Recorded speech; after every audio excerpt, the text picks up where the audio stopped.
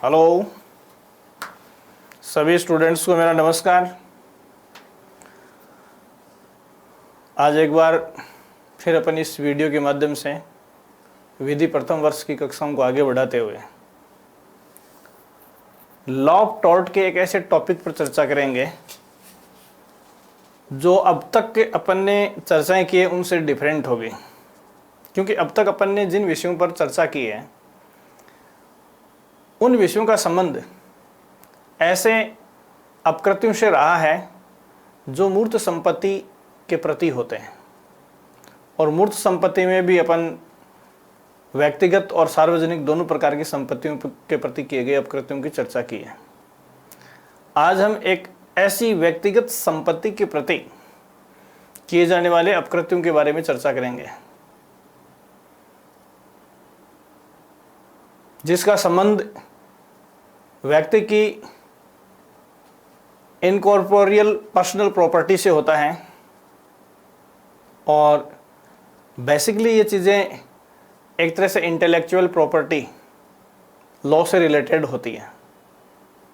तो यहाँ जैसे कुछ अपकृत्यों की चर्चा अपन ने जो की है उनका संबंध अपकृत्य विधि के साथ साथ क्राइम से रहा है, और आज अपन जिस चीज़ की चर्चा कर रहे हैं इसका संबंध अपकृत्य के साथ साथ इंटेलेक्चुअल प्रॉपर्टी राइट्स से भी माना जाता है। तो यहाँ देखो, अमूर्त व्यक्ति संपत्ति के प्रति या tort to incorporeal personal property, इस टाइटल को अपन देखें तो देखिए इस स्लाइड में आपके सामने ये 4 टाइप्स हैं। कहने का मतलब अमूर्त वैयक्तिक संपत्ति के प्रति किए जाने वाले अपकृत्यों को अपन 4 कैटेगरीज में क्लासिफाई करके अध्ययन कर सकते हैं।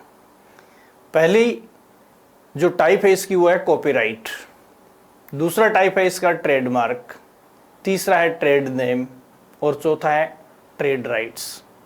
तो देखिए यहाँ अपन अमूर्त वैयक्तिक संपत्ति के प्रति किए जाने वाले अपकृत्यों को 4 श्रेणियों में विभक्त करके अध्ययन करते हैं, जिनको अपन कॉपीराइट, ट्रेडमार्क, ट्रेड नेम और पेटेंट राइट के नाम से जानते हैं। अब अपन इनकी 1 बाय 1 चर्चा करते हैं। यहाँ देखिए सबसे पहले अपन चर्चा करेंगे कॉपीराइट की। तो इस स्लाइड में सबसे पहले मैंने कॉपीराइट को डिफाइन किया है, और कॉपीराइट की डेफिनेशन जो है वो अपन इस प्रकार दे सकते हैं कि किसी रचना को एकमात्र तथा अनन्य रूप से प्रकाशित एवं उनकी प्रतियां कराने के अधिकार को कॉपीराइट का अधिकार कहा जाता है। कॉपीराइट एक्ट 1957 कुछ इस प्रकार की रचनाओं को प्रतिवादी द्वारा प्रकाशित करने से रोकने के लिए इन रचनाओं के स्वामी को कार्रवाई करने का अधिकार प्रदान करता है। तो कहने का मतलब है कि कॉपीराइट किसी भी रचनाकार का, किसी भी लेखक का, किसी भी कवि का या किसी भी विचारक द्वारा रची गई रचनाओं के प्रति एक ऐसा अधिकार है जिसकी दूसरों के द्वारा प्रतियां तैयार करके विक्रय नहीं की जा सकती। इस संबंध में देखो, कॉपीराइट का संरक्षण प्राप्त करने के लिए किसी भी रचना में कुछ फंडामेंटल बातों का होना जरूरी है। इसलिए कॉपीराइट का संरक्षण यदि अपन अपकृत्य विधि में किसी प्रतिवादी के विरुद्ध वादी को देना चाहें तो उसकी रचना में उन एसेंशियल एलिमेंट्स का होना जरूरी है, और वो एसेंशियल एलिमेंट्स जो हैं वो बेसिकली 3 माने जाते हैं। पहला एलिमेंट है रचना निर्दोष होनी चाहिए। कहने का मतलब रचना में किसी प्रकार का दोष, त्रुटि या किसी प्रकार की इलीगलनेस नहीं होनी चाहिए।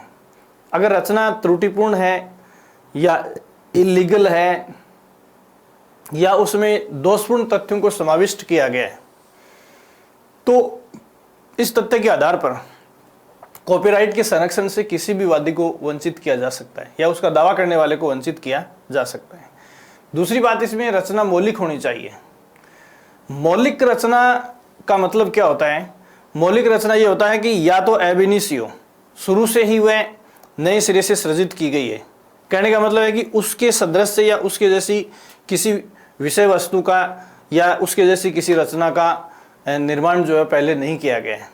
लेकिन इसका मतलब ये नहीं है कि वो रचना जो है वो अक्सरशः ऐसी होनी चाहिए कि उसमें यूज किए गए वर्ड्स जो है वो किसी अन्य रचना में हो ही नहीं सकते, क्योंकि सभी रचनाओं का संबंध जो है वो डिक्शनरी के शब्दों से होता है। तो कहने का मतलब ये है कि वो रचना मौलिक का मतलब ये है कि उसका भाव उससे पहले रची गई रचनाओं से बिल्कुल डिफरेंट हो। अगर पहले रची गई रचनाओं के अनुरूप 100% भाव आ रहा है तो उस रचना को अपन मौलिक नहीं मान सकते। और तीसरा एलिमेंट इसका जो है, रचना का साहित्यिक महत्व होना चाहिए, क्योंकि किसी भी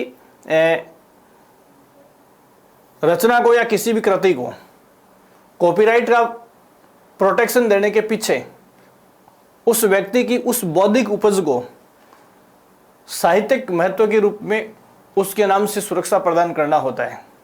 और यदि किसी रचना में या किसी कृति में कोई लिटरेचर के लिहाज से या साहित्य के लिहाज से कोई इंपॉर्टेंस या महत्व नहीं होता है, तो ऐसी सिचुएशन में कॉपीराइट का प्रोटेक्शन वादी को नहीं मिलेगा। तो यहाँ देखिए, इन तीनों में से कोई भी एक एलिमेंट अगर वादी की रचना में नहीं है तो उसे कॉपीराइट का प्रोटेक्शन नहीं मिलेगा। एक बार फिर से देखिए, वो रचना निर्दोष होनी चाहिए, त्रुटियुक्त न हो। दूसरा, रचना मौलिक होनी चाहिए। और तीसरा, रचना का साहित्यिक महत्व होना चाहिए। ये तीनों चीज़ें अगर किसी रचना में हैं और उसके बाद प्रतिवादी द्वारा उसका प्रकाशन या उसकी प्रतियां करवाकर उनका किसी प्रकार का फायदा उठाया जाता है, तो उसके विरुद्ध उस रचना का वास्तविक जो लेखक या रचनाकार है वो अपकृत्य विधि में कॉपीराइट के शीर्षक में कार्रवाई कर सकता है। ये कॉपीराइट है। इसमें अपन दूसरी जो चीज अपन देखेंगे वो है ट्रेडमार्क। तो यहां देखो, ट्रेडमार्क को समझने के लिए आपको कौन सी चीज का ध्यान रखना होगा। ट्रेडमार्क को सबसे पहले अपन मीनिंग देखेंगे। तो देखिए, ट्रेडमार्क वह निशान या चिन्ह है जो कोई व्यक्ति अपने माल पर यह जताते हुए लगाता है कि वह उसके द्वारा निर्मित माल समझा जाए और वही उसका स्वामी है। देखो, एक बार फिर देखेंगे, ट्रेडमार्क वह निशान या चिन्ह है जो कोई व्यक्ति अपने माल पर यह जताने के लिए लगाता है कि वह उसके द्वारा निर्मित है और उसी के द्वारा निर्मित समझा जाए और वही उसका स्वामी है। ये ट्रेडमार्क का मीनिंग है। कहने का मतलब यह है कि जो भी लेबलिंग प्रोडक्ट के ऊपर की जाती है वो लेबलिंग जो है वो ट्रेडमार्क का अधिकार प्रदान करता है। और यदि कोई व्यापारी अपने माल पर कोई इस प्रकार से निशान, तस्वीर, लेबल या अंक लगाता है तो वह उसका व्यापार चिन्ह माना जाता है। देखो, ट्रेडमार्क अगर लगा दिया गया है तो उसको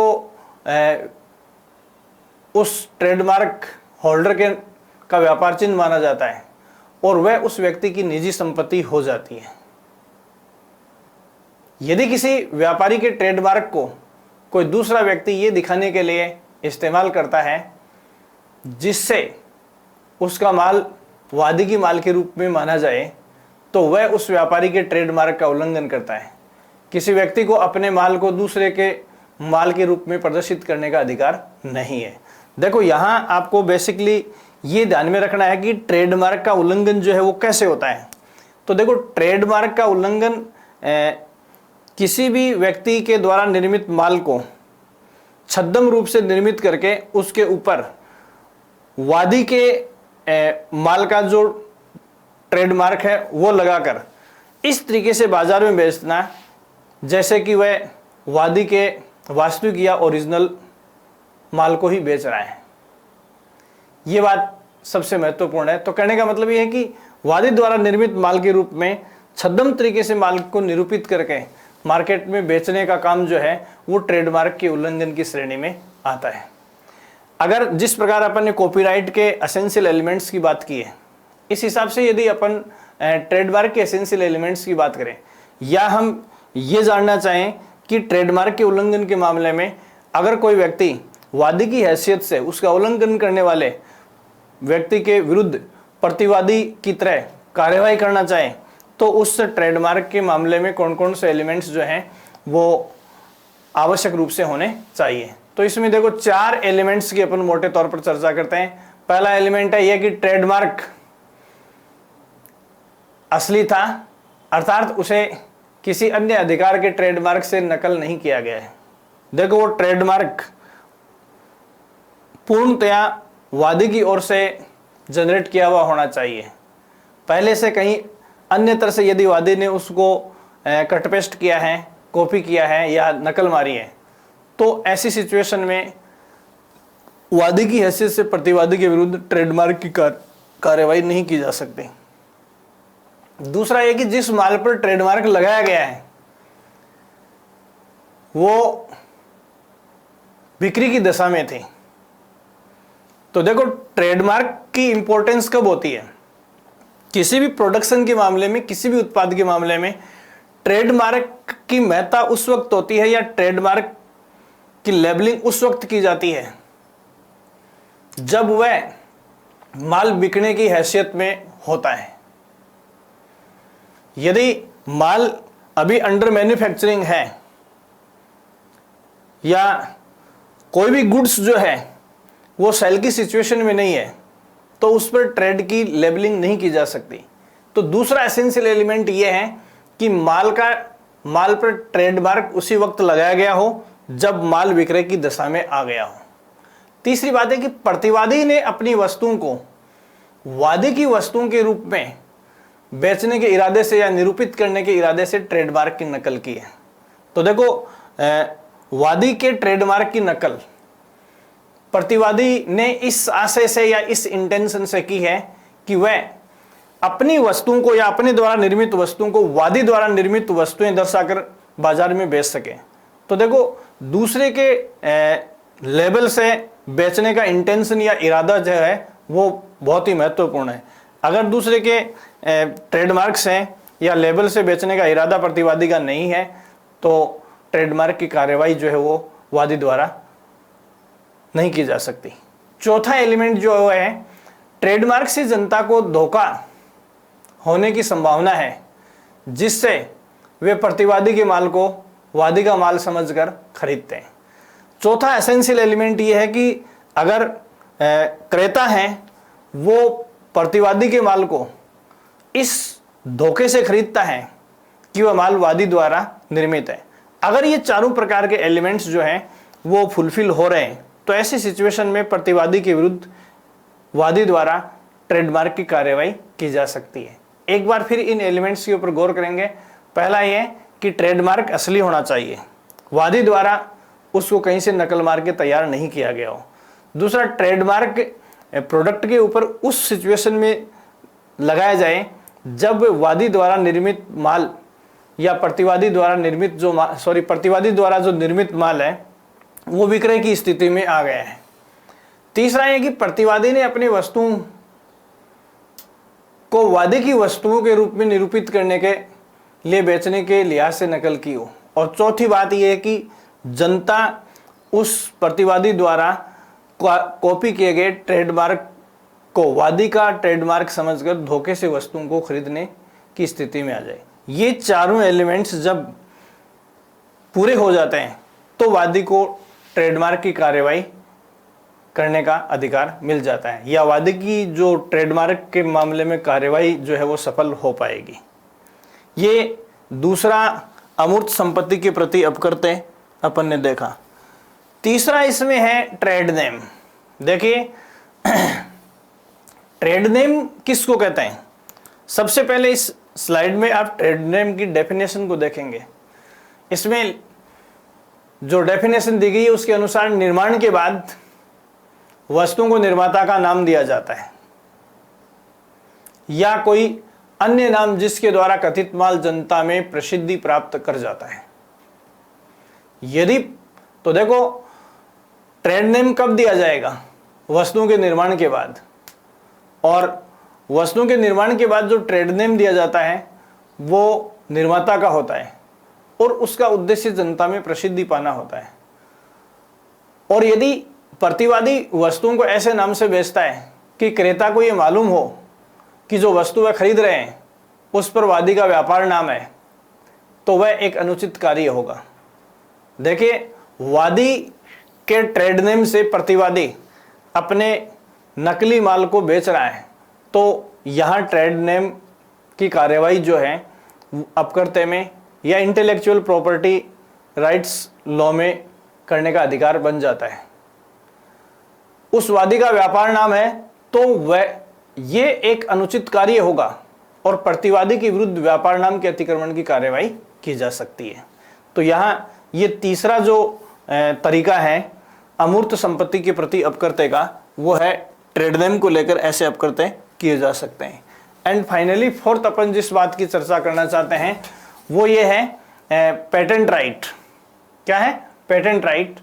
पेटेंट राइट की जो है वो एक विशेषाधिकार है और पेटेंट राइट को एक प्रिविलेज या विशेषाधिकार के रूप में ही डिफाइन किया जाता है। तो सबसे पहले अपन इसकी डेफिनेशन पर अगर गौर करें तो मैं आपको बताना चाहूँगा कि ये एक ऐसा विशेषाधिकार है जो राज्य द्वारा ऐसे व्यक्ति को प्राप्त होता है जिसने सर्वप्रथम नवीन उत्पाद की खोज की हो, या उसने उसकी डिस्कवरी की हो, या उसका आविष्कार किया हो, या उसका निर्माण किया हो। ऐसे नए उत्पाद के आविष्कार करने वाले को उस वस्तु पर एकाधिकार प्राप्त होता है। तो पेटेंट राइट है वो एक तरह से मोनोपोली के रूप में प्राप्त होती है। जो आदमी पेटेंट राइट रखता है वही उस वस्तु का उपयोग कर सकता है और वही उस वस्तु को सेल आउट कर सकता है। और अगर इस विषय में अपन ब्रिटिश लॉ और भारतीय लॉ का कंपैरेटिव अध्ययन करें तो मैं आपको ये बताना चाहता हूं कि ब्रिटिश लॉ में और भारतीय विधियों में इस मामले में किसी प्रकार की कोई विषमता नहीं है।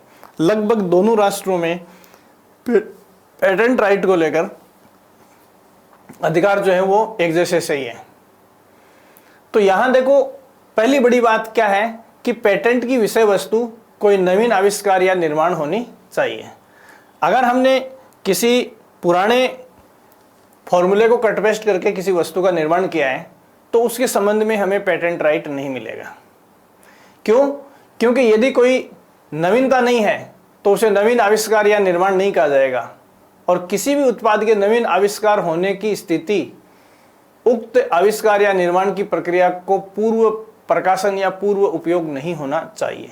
कहने का मतलब जिस प्रकार के आविष्कार या जिस प्रकार की डिस्कवरी या जिस प्रकार के इन्वेंशन का पेटेंट राइट की मांग करने वाला दावा किया करता है तो उस दावे से पहले दावाकृत विषय वस्तु का जो है वो प्रकाशन पहले से कहीं नहीं होना चाहिए। इसका मतलब है कि उस विषय वस्तु का एज इट इज पहले से कहीं अस्तित्व मौजूद नहीं होना चाहिए। इसमें अगली जो बात आपको ध्यान में रखनी है वो कि पेटेंटी, जिसको पेटेंट मिलता है, पेटेंटी अपने आविष्कार का अधिकार अपने लिए सुरक्षित रख सकता है या उसे हस्तांतरित भी कर सकता है।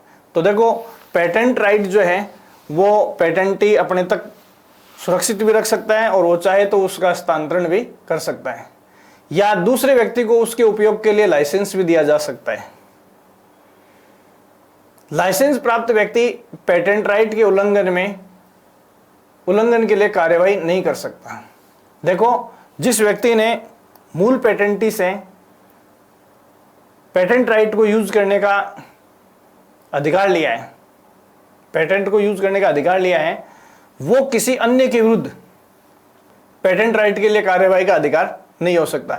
ये ठीक ऐसे ही है जैसे एक बार किसी चीज को अपन डेलीगेट कर देते हैं, प्रत्यायोजित कर देते हैं, तो एक बार प्रत्यायोजित या डेलीगेट की गई विषय वस्तु को और आगे डेलीगेट नहीं किया जा सकता। ठीक है। और इसमें आखिरी बात जो आपको ध्यान में रखनी है, पेटेंट राइट से उत्पन्न होने वाले विशेषाधिकारों का उल्लंघन तब होता है, मतलब इन विशेषाधिकारों का उल्लंघन कब माना जाएगा, तो पेटेंट राइट से उत्पन्न विशेषाधिकार का उल्लंघन तब होता है जब कोई व्यक्ति उसके स्वामी द्वारा अभिव्यक्त रूप से अधिकृत हुए बिना लाइसेंस के निश्चित समय के भीतर आविष्कार को बनाता है, उपयोग करता है और बेचता है। देखिए, बिना अनुमति के या बिना लाइसेंस के कोई व्यक्ति पेटेंट राइट रखने वाले व्यक्ति के फॉर्मूले को या उसके आविष्कार को बनाता है या उसका इस्तेमाल करता है या उसे बेचता है, तो ऐसा माना जाता है कि उसने पेटेंट राइट का उल्लंघन किया है, इसलिए वादी उस प्रतिवादी के विरुद्ध पेटेंट राइट की कार्रवाई कर सकता है। तो यहाँ ये एक छोटा सा टॉपिक जो है अपन ने बीच में छूट गया था, जिसको डिस्कस नहीं किया था कि अमूर्त जो संपत्ति है उसके प्रति अपकृत्य जो है वो कितने प्रकार के हो सकते हैं। तो एक बार पुनः आप देखिए, अमूर्त संपत्ति के प्रति जो अपकृत्य हैं उनके 4 टाइप होते हैं। पहला है कॉपीराइट, दूसरा ट्रेडमार्क, तीसरा ट्रेड नेम और चौथा पेटेंट राइट। यहाँ आपको क्या ध्यान में रखना है, यहाँ आपको ये ध्यान में रखना है कि या तो बड़े सवाल की संभावना कम होती है, बेसिकली यहाँ से आपसे 2 नंबर वाले सवालों की पॉसिबिलिटी ज़्यादा है। तो कॉपीराइट, ट्रेडमार्क, ट्रेड नेम और पेटेंट, इनकी डेफिनेशन और एसेंशियल एलिमेंट्स, ये छोटे फॉर्म में जो आपके सवाल आते हैं उनको आप हल करने के लिए इस मैटर को ध्यान से देखेंगे। स्लाइड्स मैंने आपको प्ले करके दिखा दी हैं, इनका प्रेजेंटेशन कर दिया है और संबंधित स्लाइड्स की जो PDF है वो आपको भेज दी जाएगी। Thank you so much.